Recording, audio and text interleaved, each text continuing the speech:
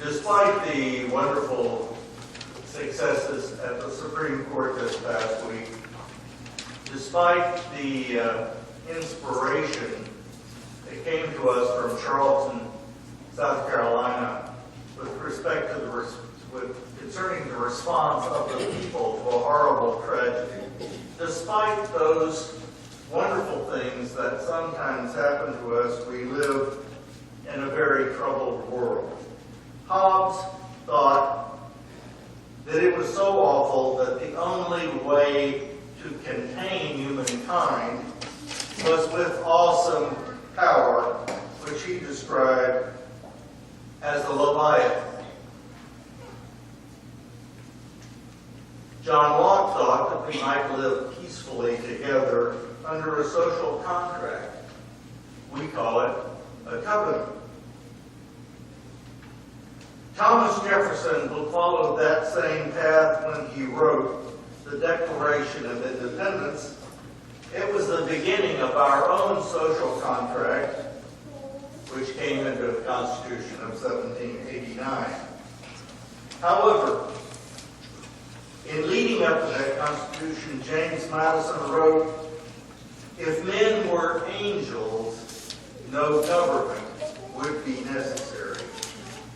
So this is a proper and fitting occasion as we approach another Independence Day, because our lives are usually not solitary, poor, nasty, or brutish, though they may well be too short, at least in our own estimations. But we need to consider the prospects for humankind in the times we live. Can human beings only be controlled by the awesome power of a Leviathan, a name he took from the Hebrew biblical account of a voracious and awesome sea monster? Mostly, we have done better than Hobbes thought, even though we must be continuously cautious about those who will still curtail our freedoms and justify the power of tyranny. But we can be justifiably proud that Unitarian Universalist congregations promote and affirm the inherent worth and dignity of every person as our first guiding principle. Now, let me remind you that Thomas Jefferson, when he wrote the Declaration of Independence, let me read just a portion of it. "We hold these truths to be self-evident, that all men are created equal." We've seen more equality within the last week for men and women. "That they are endowed by their Creator with certain unalienable rights, that among these are life, liberty, and the pursuit of happiness." That was 1776. Nearly 2 centuries later, in 1948, the newly formed United Nations, in Article 1 of the Universal Declaration of Human Rights, said the following: "All human beings are born free and equal in dignity and rights. They are endowed with reason and conscience and should act toward one another in a spirit of brotherhood," I might add sisterhood. So I'm going to spend a few minutes with you this morning considering the origins both of the Declaration of 1776 and the Universal Declaration of Human Rights of 1948. Have you thought that many of us here today no longer believe Jefferson's writing? Do you actually believe that we are endowed by our Creator with certain unalienable rights? We may repeat it. Do we believe it? Some of us do not believe that at all. Do you still believe in that endowment? In other places in America, in Fort Worth, in Texas, that might be a dangerous question to ask. Do we believe that we're endowed by our Creator? I will speak next week about metaphors, what we call sometimes myths, and we ridicule mythology, but the power of symbolic mythology among humankind is, has been, and will be profound and powerful. What do we do if we lose our mythology? Now, I teach this, so I suspect many of you don't spend a lot of time thinking about it, but I teach it, so that's why I'm talking about it. What are the sources of our human rights? Like John Locke, Thomas Jefferson was a man of his time. He understood the world as best he could when he wrote. He was a product of the Enlightenment. Jefferson has been described as a theistic rationalist. The essential point was that everything in Jefferson's view was supposed to be rationally ordered. His was a linear Newtonian world of causes and consequences. Let me explain what I mean by that. In a Newtonian world, the physical world was governed by linear causes and consequences. There were rules that governed the physical universe.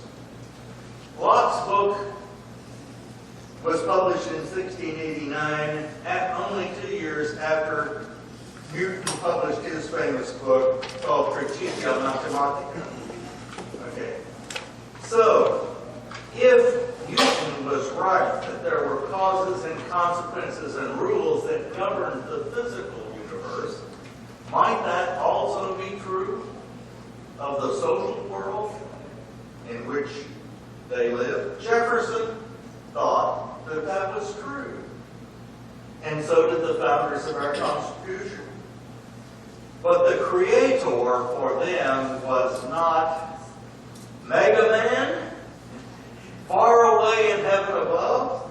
The Creator was the source of rational ordering for everything and everybody.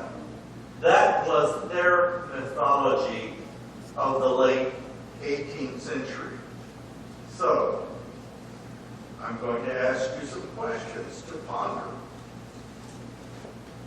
I think these are very important questions. What happens in our world, in our society? What happens when many people no longer believe that the Creator endowed us with our rights? Have you thought about that? What happens if that symbolic myth is abandoned?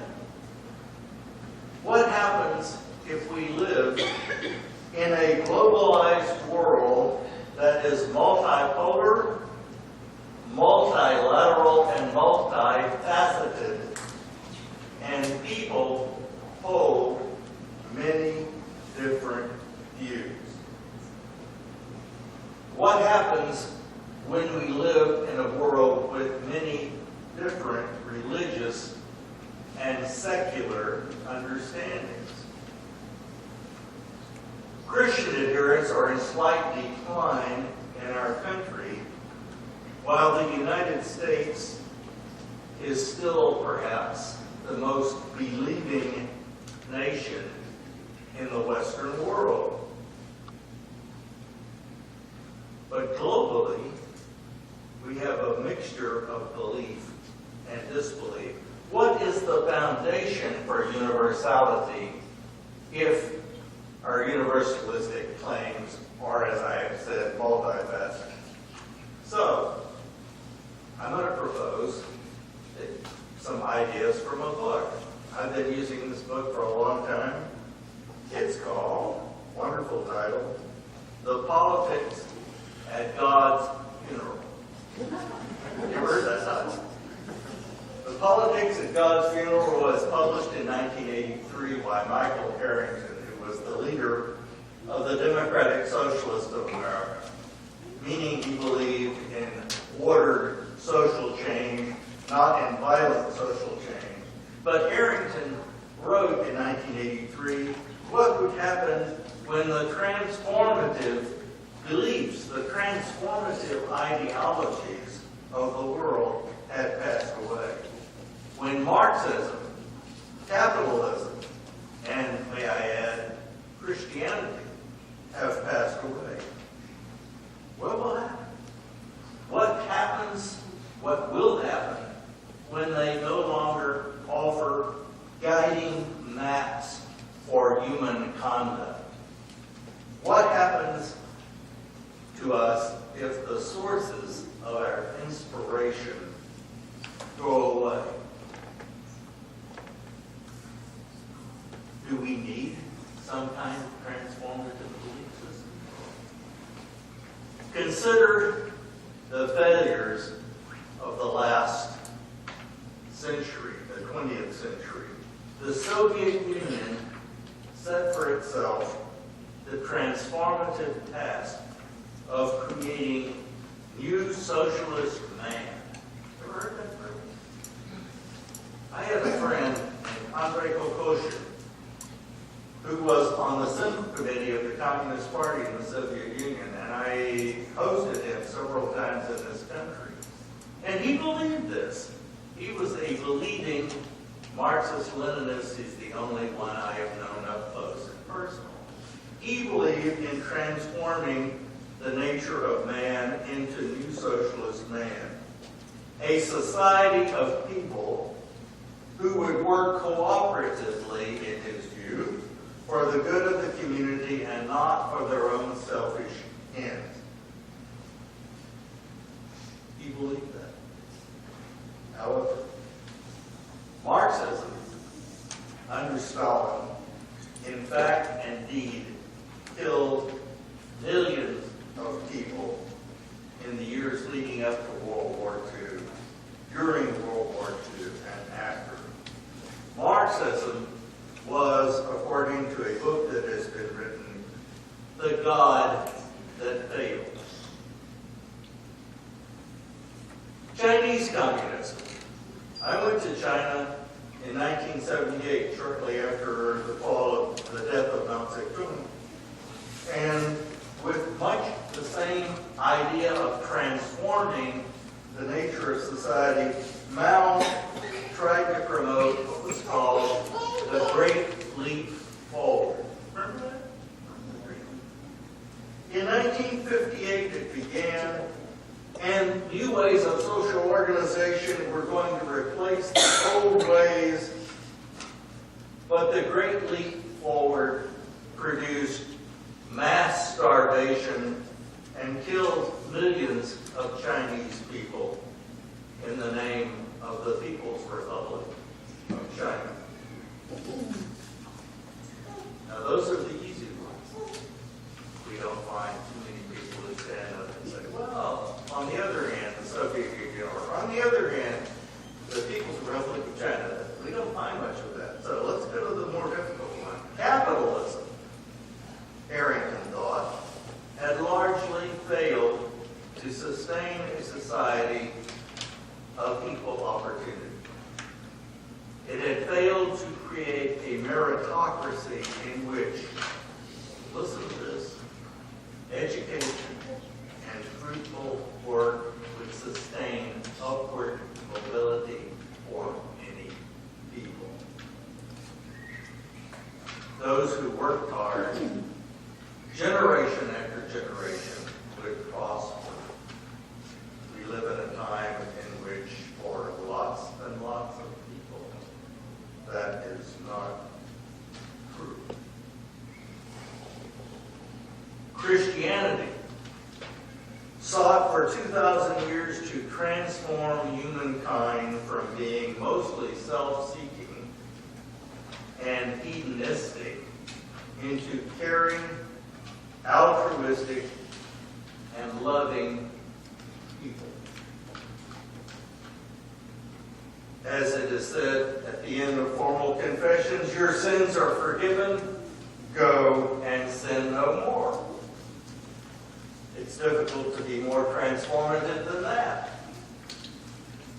But had that transformative objective failed for many people?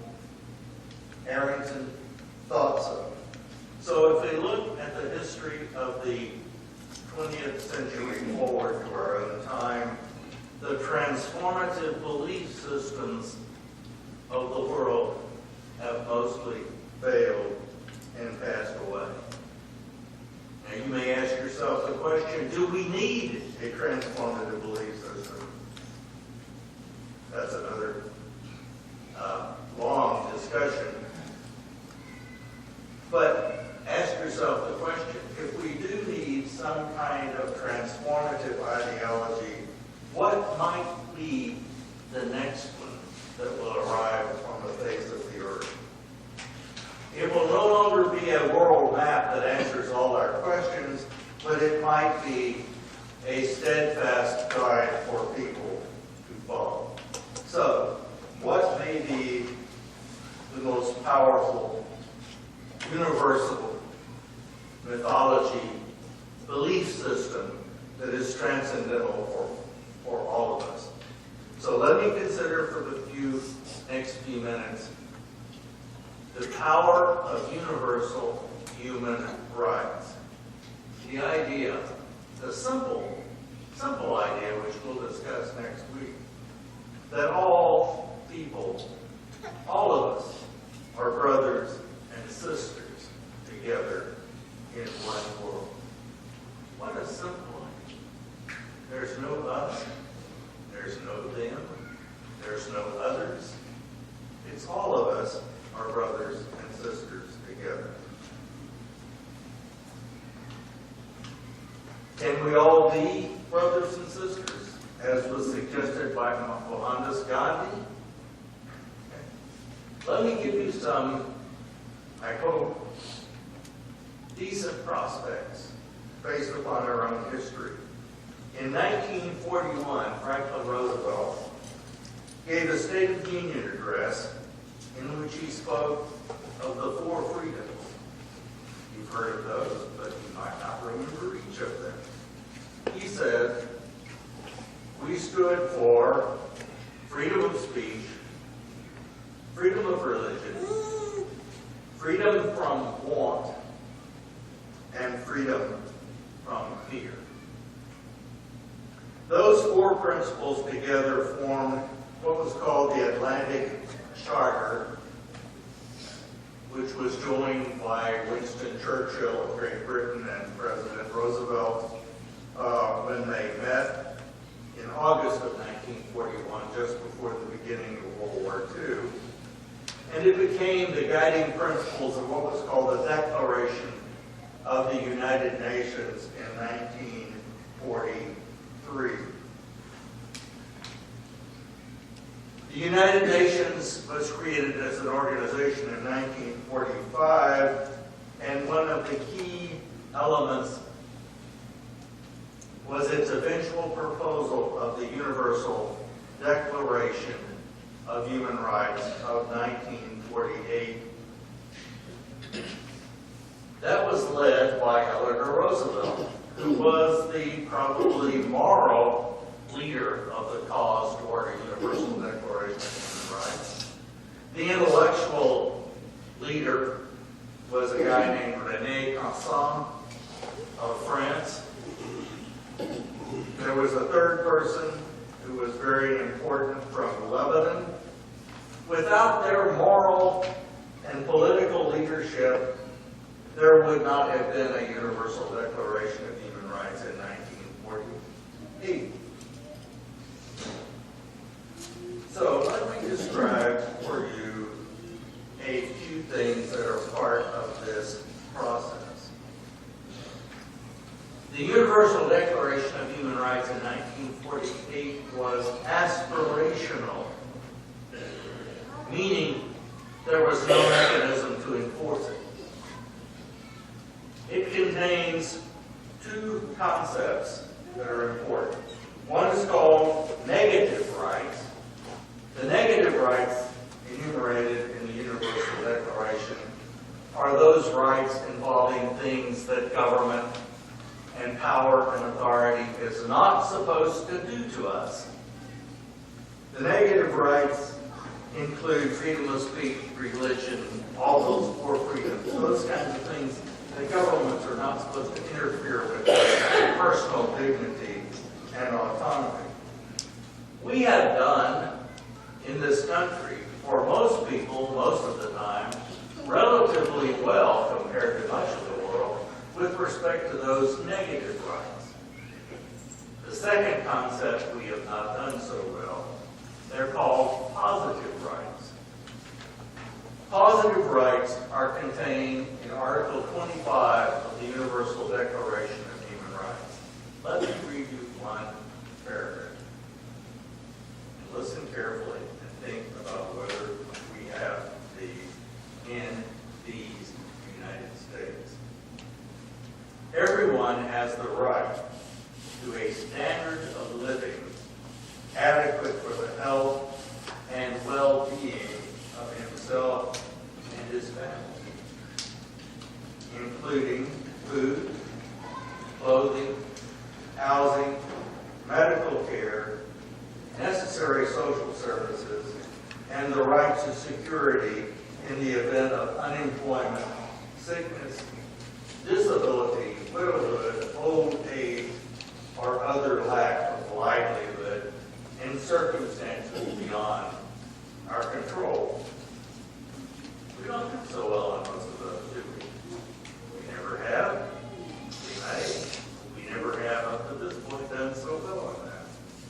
So, let me tell you about a few events that move forward within this understanding. The International Covenant on Civil and Political Rights, which contains mostly the negative rights, I mentioned the things the government is not supposed to do to us, entered into force in 1976.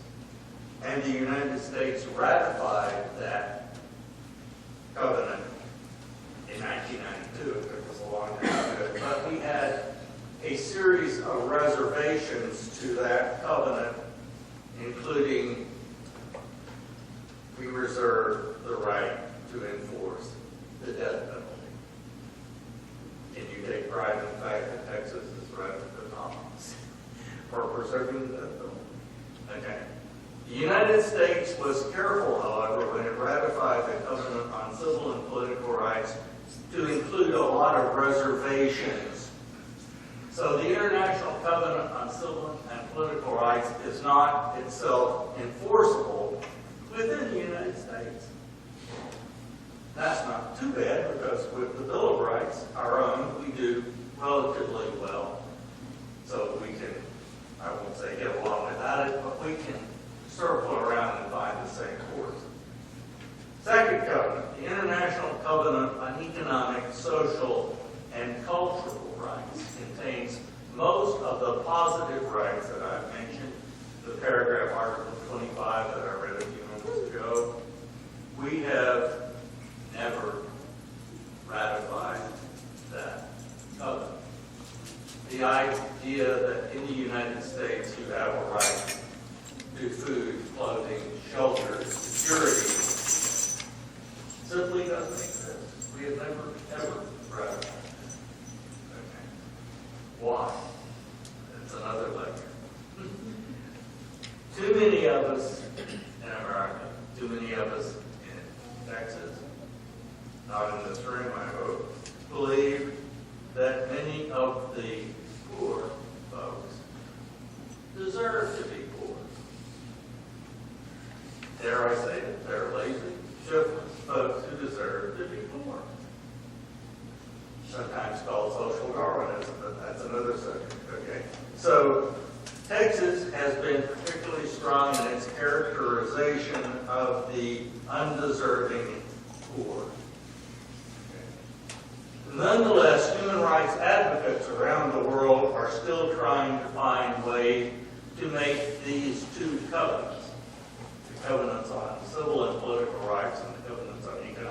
social and cultural rights a reality. And together, collectively, among international lawyers, they're called the International Bill of Rights. Did you know that there was an International Bill of Rights? If your only source of information is the Fort Worth Star Telegram, you may not know that there is an International Bill of Rights. A sad fact, we in the United States are no longer the leader in the movement toward the universality of human rights. We're not. There are lots of parts of the world, countries in the world, that do better than do we in these respects. Next week, I will talk about the opportunity to do better, whether we can find a new foundation for supporting the universality of human rights, including those positive rights of which I have spoken. I will speak particularly of Karen Armstrong. You may have heard of Karen Armstrong. She's a wonderful historian of religion, and she's written a book called The Charter for Compassion, from which she has attempted to distill from all of the world's great religions the underlying moral principles of compassion, the positive and negative versions of what is called the Golden Rule. I will tell you now, from next week, I will talk more about this. The idea of a circle of compassion says, where do you personally draw the circle around yourself, your immediate family, your extended family, the community in which you live, your country or the world? Who is within that circle? Who for you? Who for me is us? So that we're all in it together with a mutuality of obligation. So we'll be talking about that next week, and we will be confronting what I call, lots of people call, tribalism in the world. Tribalism is us, we're okay, you're not okay. Us and them, they and us. All of those divisions that separate people, that legitimate killing people, often legitimate killing people in the name of some belief system, some religion, some objective, some landmass, some group of people that are tribalistic in nature. And the universality, of which I will be speaking next week, is an effort to try to contradict that so that we will find that we are all together. So, I hope some of you will come next week to hear that. May we close by rising as you are willing and able to sing our closing hymn, number 325, Love Marks a Bridge.